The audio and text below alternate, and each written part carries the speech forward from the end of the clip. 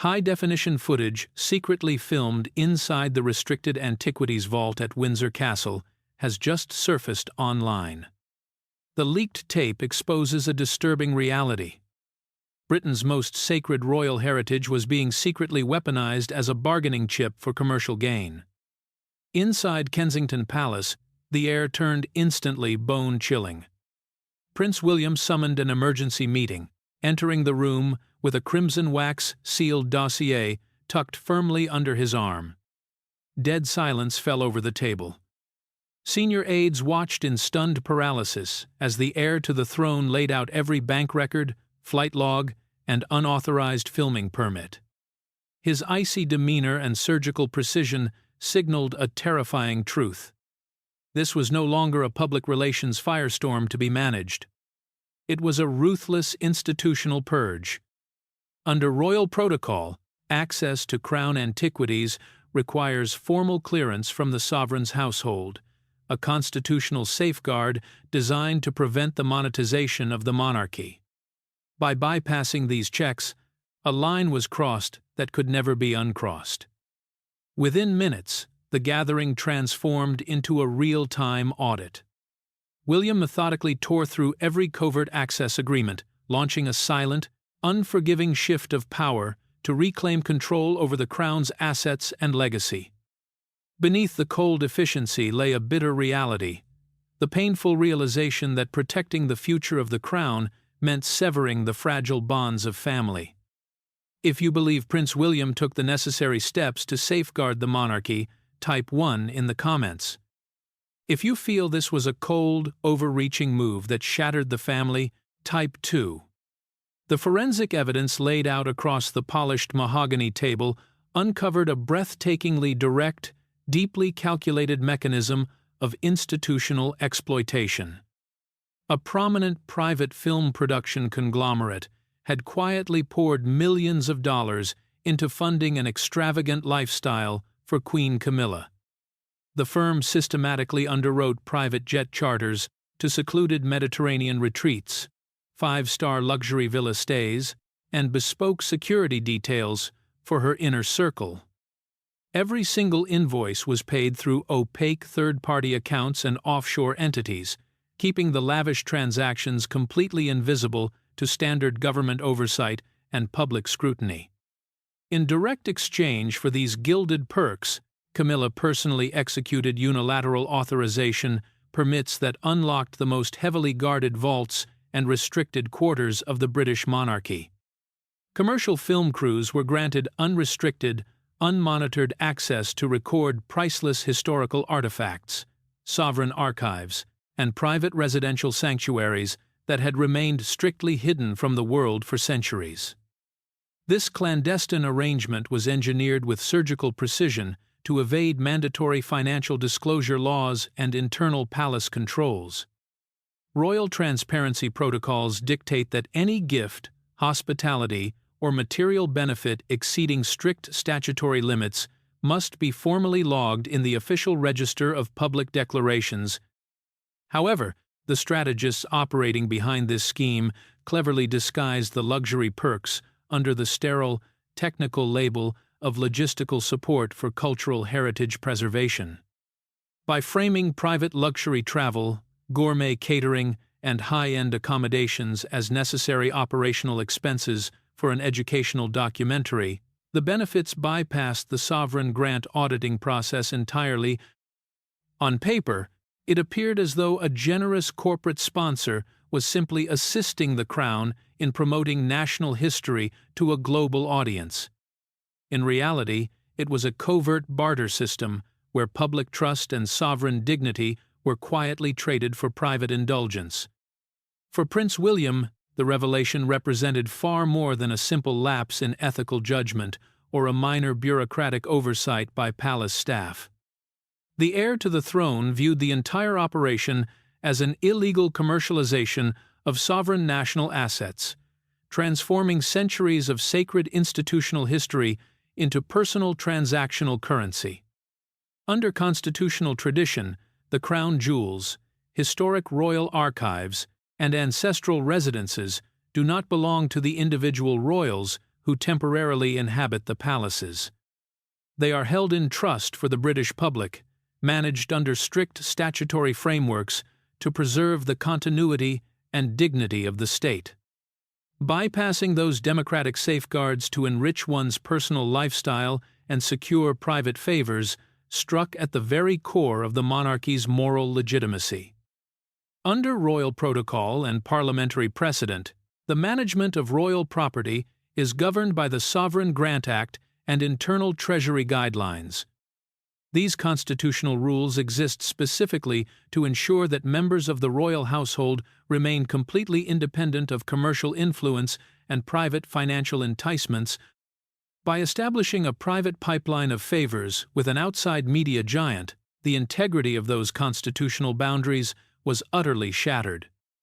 The agreement effectively created a shadow administration within the palace, operating outside the knowledge of the official Treasury officials and without the consent of the sovereign.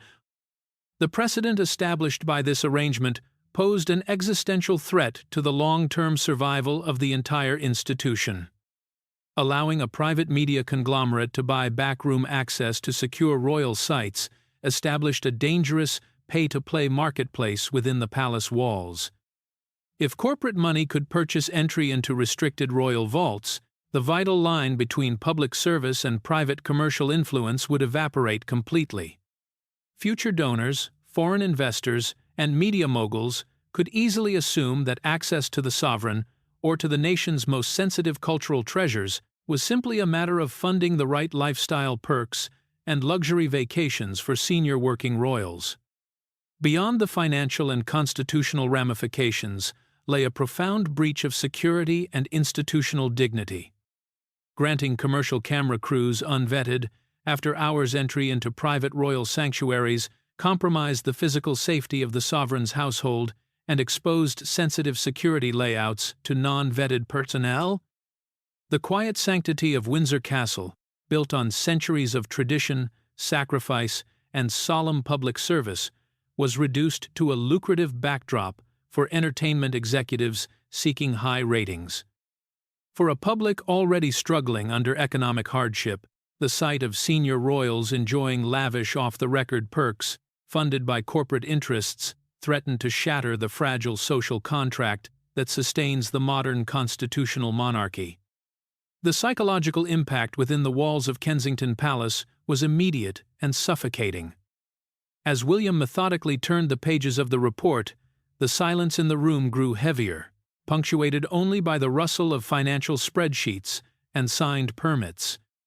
Senior aides stood motionless, fully aware that they were witnessing the opening moves of an unprecedented constitutional confrontation.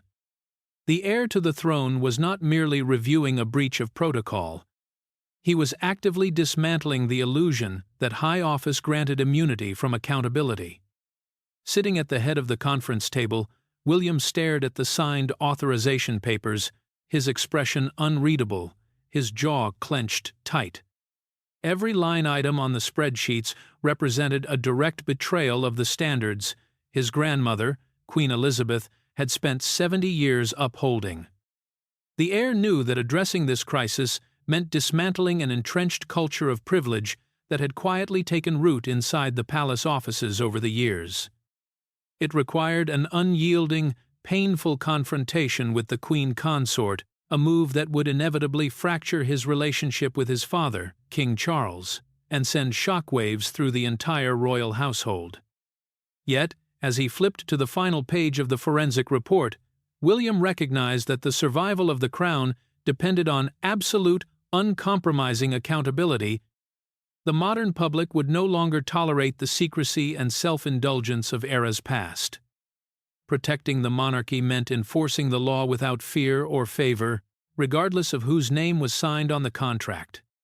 Personal feelings, family harmony, and long-standing loyalties would have to be sacrificed on the altar of duty to ensure that the throne remained untainted by the corrupting influence of private greed.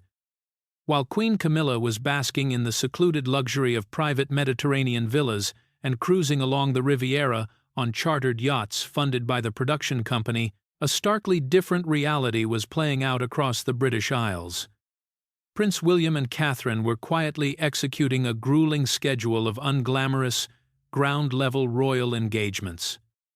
Day after day, the Prince and Princess of Wales visited overcrowded youth centers in industrial towns, met with volunteers at rural conservation sites, and walked through rain-soaked agricultural communities to highlight regional preservation efforts. There were no private jets, no secret luxury retreats, and no corporate sponsors smoothing their path. They traveled on standard schedules, stayed in modest accommodations, and focused entirely on the unglamorous duty of public service. This glaring contrast created an immense institutional vulnerability that threatened to devastate the public standing of the royal household. On one side stood the Prince and Princess of Wales, embodying the traditional work ethic and selflessness that the British public expected from their monarchy. On the other side was the Queen Consort, accepting covert corporate favors and effectively trading access to sacred national heritage for personal comfort. Had these two parallel realities collided in the press without internal management, the damage to the monarchy's credibility would have been catastrophic. The public perception that one half of the institution was working tirelessly for the people, while the other half was quietly monetizing state assets for private luxury, presented a narrative that no public relations campaign could ever repair. The turning point in this brewing storm came long before the leaked video surfaced on social media. Months earlier, Kensington Palace had quietly received a series of alarming security logs from the Royal Protection Command. Officers stationed at Windsor Castle had recorded multiple instances of unauthorized commercial filming equipment, heavy lighting rigs, and non-cleared production personnel entering sensitive perimeter zones during off-hours. These security alerts, flagged by vigilant protection officers who noticed inconsistencies in the entry manifests, were routed directly to William's private office rather than being filtered through the main Buckingham Palace administration. Armed with this early intelligence, William chose not to raise an immediate alarm or demand an informal explanation. Instead, the heir to the throne played a masterclass in strategic patience. Having advance knowledge allowed William to establish an overwhelming audit position well before any public exposure occurred. Rather than reacting in a panic to media inquiries or scrambling to put out a public relations fire, he took total control of the narrative from behind closed doors. He directed his team to gather incontrovertible proof, ensuring that when the confrontation finally happened, there would be no room for plausible deniability, excuses, or bureaucratic cover-ups from those involved. Behind the scenes, William's elite legal and security team launched a meticulous forensic investigation. They painstakingly cross-referenced every entry in the Windsor Castle security logs, gate manifests, and visitor registries with the corporate financial records and flight itineraries of the film production company. Page by page, date by date, the evidence aligned with terrifying accuracy. The security logs showed production trucks arriving late at night on the exact same dates that private jet manifests recorded Camilla returning from her Mediterranean getaways. The legal team constructed an unassailable timeline, proving that every granted filming permit directly corresponded to a funded luxury trip or private benefit. It was a textbook demonstration of a quid pro quo commercial barter system, documented with mathematical certainty. Under constitutional custom and the official royal household security framework, all physical security logs and visitor manifests at royal residences are classified state records. These measures exist not only to protect the physical safety of the sovereign and the royal family, but also to maintain an immutable record of official business conducted within state properties. Bypassing or misrepresenting the purpose of entries in these official logs represents a direct breach of state security protocols, elevating the matter from an ethical oversight to a serious administrative violation. As William's team finalized their internal dossier, investigative journalists began picking up the scent. Reporters started digging into the complex production contracts and corporate filings of the entertainment conglomerate. quickly discovering a network of suspicious transactions.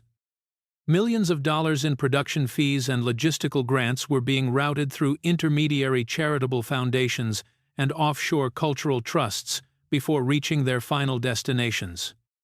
The press was beginning to piece together how these middleman charities were used to launder commercial payments, masking them as philanthropic contributions to heritage preservation. The impending media exposure added a ticking clock to an already explosive situation. For William, the realization that investigative reporters were closing in served as the final confirmation that decisive action could no longer be delayed. Sitting in his study at Kensington Palace, surrounded by stacks of cross-referenced security logs, financial flowcharts, and media inquiries, the Prince of Wales knew that the moment of reckoning had arrived. The contrast between duty and entitlement had been documented in cold, unyielding detail. The trap was fully set, the evidence was airtight, and the stage was irrevocably prepared for a brutal, unavoidable showdown at the highest levels of the British monarchy. Faced with mounting internal scrutiny, the Communications Office for Queen Camilla swiftly issued a calculated defense, attempting to frame the entire affair as a benign public service initiative. Palace representatives argued that the private filming access was merely part of a forward-thinking cultural outreach campaign designed to boost global tourism, promote British history, and engage younger audiences worldwide. They insisted that no commercial exploitation had taken place, portraying the production company as an altruistic media partner, assisting the Crown in modernizing its public image. However, this polished public relations strategy collapsed instantly when weighed against the rigid governance framework of the monarchy.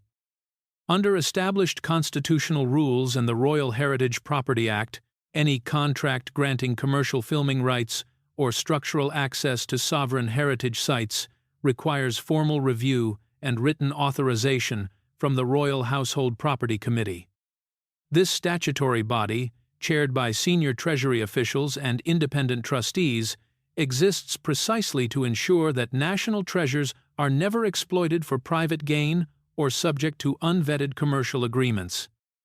Camilla's office had completely bypassed this mandatory committee, rendering every issued permit legally void and procedurally invalid. As William's forensic auditors pushed deeper into the records, the narrative of an innocent, one-off administrative oversight shattered entirely. The investigation uncovered an undeniable pattern of systemic misconduct spanning over 2 years.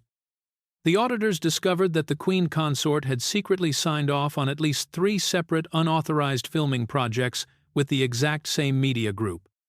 Each contract followed the identical covert template: exclusive, after-hours access to restricted royal collections granted in exchange for luxury travel, private villa accommodations, and off-the-record hospitality packages. The discovery of this repeated pattern destroyed any lingering excuses of a well-intentioned mistake or an isolated lapse in judgment. It proved beyond doubt the existence of an established, lucrative barter system operating in the dark. What palace aides had initially tried to dismiss as a harmless misunderstanding was now exposed as a calculated, ongoing operation that systematically traded sovereign heritage access for private corporate perks.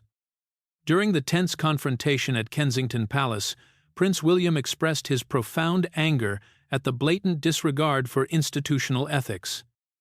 Glaring across the conference table at senior officials, his voice was sharp, measured, and absolute.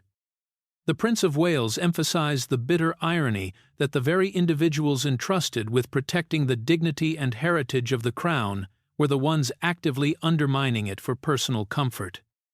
Bypassing statutory oversight to secure private luxuries was not merely bad judgment, it was an insult to the public and a direct violation of the trust placed in the sovereign's household.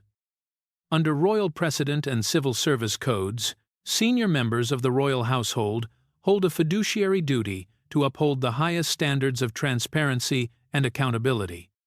Failing to report material benefits or willfully circumventing established committee approvals constitutes a fundamental breach of official duty, leaving those involved subject to immediate administrative sanctions and loss of operational authority.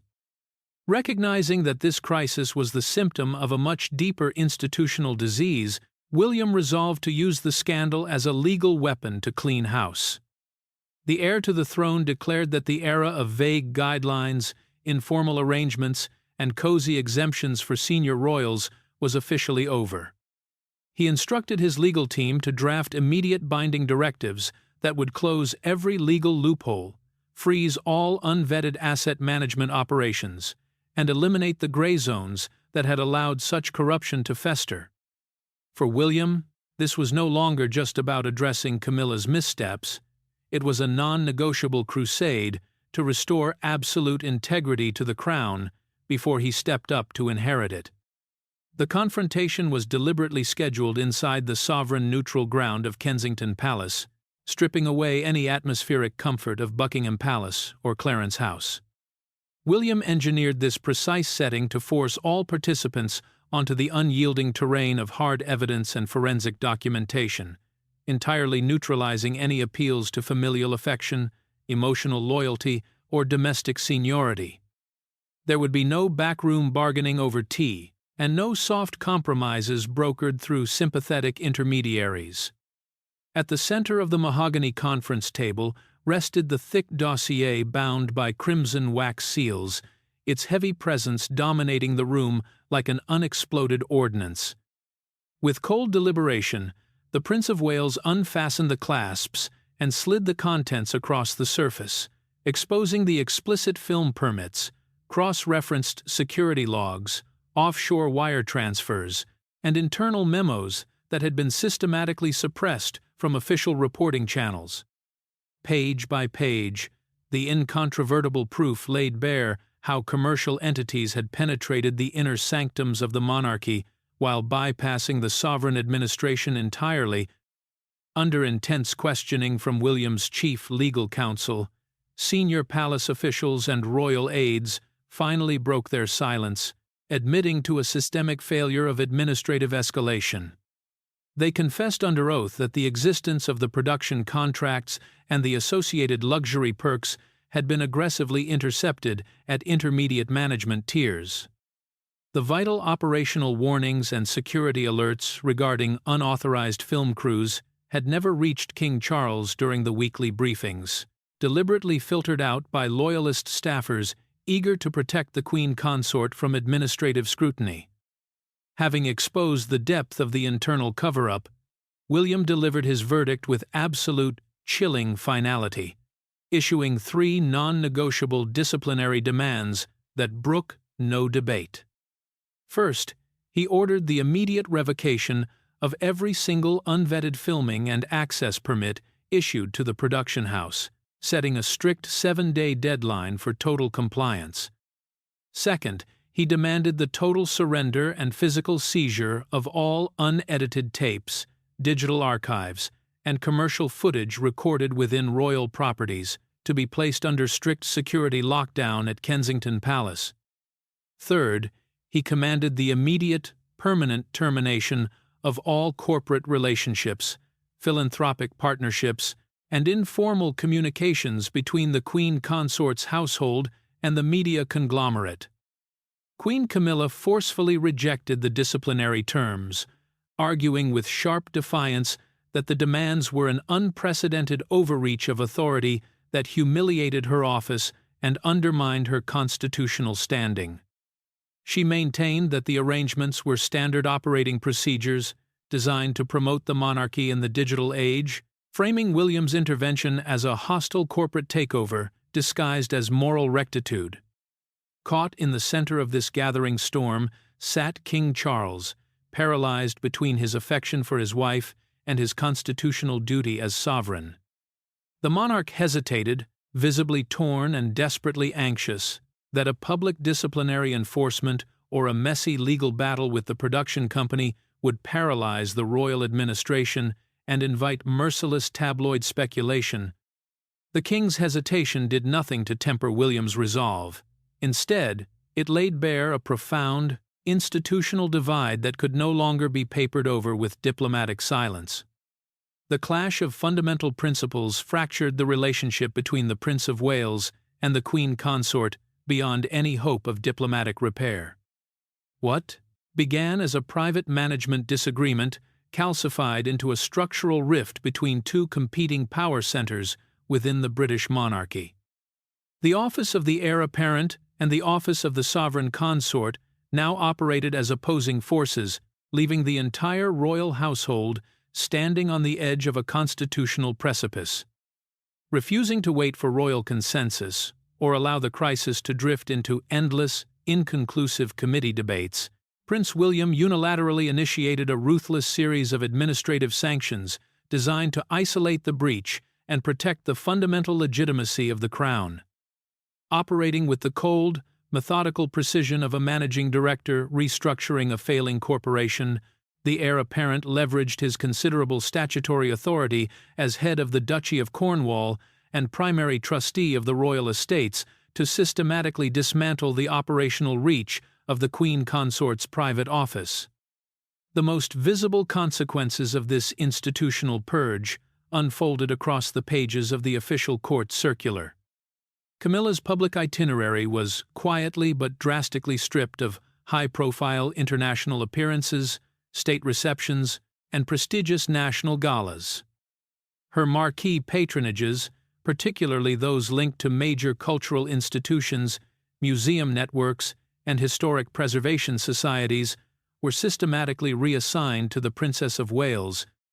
Catherine stepped smoothly into these prominent public roles, projecting an aura of effortless stability, dignified restraint, and unblemished propriety that instantly reassured corporate sponsors, government ministers, and national heritage organizations alike. Behind closed doors, the Queen Consort's institutional leverage was stripped away with absolute, uncompromising finality. William enforced an absolute, permanent ban on her private office regarding the management, oversight, or disposition of sovereign property, historic archives, and restricted royal collections. Every lingering administrative loophole that had historically allowed individual senior royals to grant informal access to state residences or privatize public assets was permanently closed. Full operational authority over every palace vault, historic estate, and sovereign collection was centralized under the strict governance of the Central Property Management Unit, an independent bureaucratic body directly accountable to Treasury officials and the Prince of Wales himself. Simultaneously, the private production company that had orchestrated the covert scheme faced complete institutional blacklisting. The media conglomerate was placed on an irrevocable ban list, strictly prohibited from securing commercial contracts, press credentials, or philanthropic partnerships with any branch of the royal household in perpetuity. Strict legal directives dispatched directly from Kensington Palace ensured that every frame of unauthorized footage recorded inside the restricted vaults of Windsor Castle was formally impounded, sealed inside secure physical archives, and placed under permanent international injunctions that legally prevented its broadcast, syndication, or digital release across all global media platforms. The human cost of this administrative overhaul became starkly apparent within the quiet corridors of state power. Camilla began disappearing from crucial family council meetings, state planning sessions, and high-level strategy briefings. Where her voice had once carried significant weight in shaping royal policy, domestic appointments, and public messaging, her seat at the executive table remained conspicuously vacant.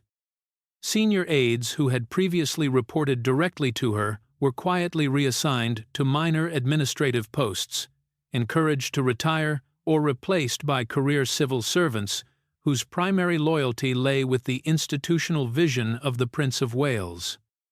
Her private staff was systematically reduced to a skeleton crew, strictly limited to managing routine ceremonial duties and secondary public appearances. Under royal governance protocols and civil service guidelines, the restructuring of an official household represents a permanent realignment of state resources rather than a temporary administrative suspension. When a royal office is stripped of its operational budget and property oversight capabilities, the decision cannot be reversed without formal parliamentary consultation and the explicit consent of the sovereign's primary line of succession. This administrative reality ensured that the sanctions imposed by William were completely irreversible. The true significance of this quiet revolution extended far beyond the immediate punishment of a single royal figure or the containment of a damaging tabloid scandal. The fundamental center of gravity within the British monarchy had irrevocably shifted.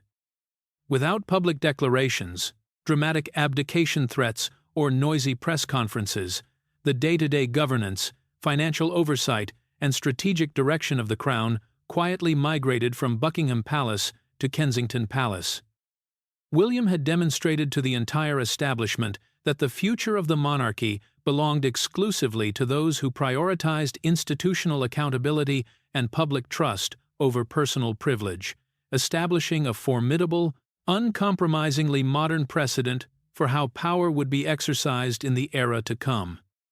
Prince William's decisive handling of the crisis proved that true authority is not asserted through loud public denunciations or tabloid mudslinging, but through the quiet, unyielding enforcement of administrative discipline and financial accountability. By choosing procedure over drama, the heir to the throne contained a potentially catastrophic scandal within palace walls, neutralizing an existential threat before it could dismantle public trust. To the outside world, Queen Camilla retains her official title, her formal precedence, and her public dignity. Yet behind the velvet curtains, the reality is absolute. Every operational privilege, every independent budget, and every shred of administrative influence she once held has been completely dismantled and reclaimed by the institution itself.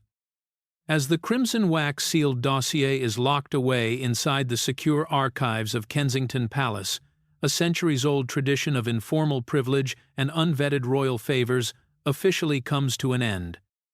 In its place stands a modern, uncompromising blueprint for constitutional governance, signaling to the world that no single individual, regardless of rank or title, is above the fundamental duty owed to the Crown. This quiet revolution leaves the British monarchy standing at a critical crossroads. Will Prince William's ruthless, corporate-style governance preserve the dignity and survival of the royal family in an increasingly skeptical modern age, or will this cold, bureaucratic distance alienate the very public the monarchy relies on for its existence? What are your thoughts on Prince William's uncompromising move? Share your perspectives in the comments section below to join the discussion.